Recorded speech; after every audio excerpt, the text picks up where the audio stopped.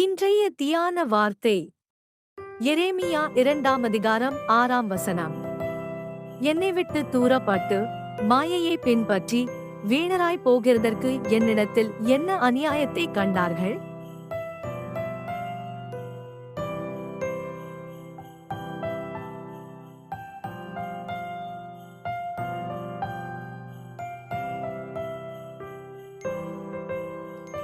Jeremiah chapter 2, verse 6. They did not say, "Where is the Lord who brought us up from the land of Egypt, who led us in the wilderness, in a land of deserts and pits, in a land of drought and deep darkness, in a land that none passes through, where no man dwells?" இயேசு கிறிஸ்து உங்களோடு இன்றும் என்றும் இருப்பாராக. ஆமென்.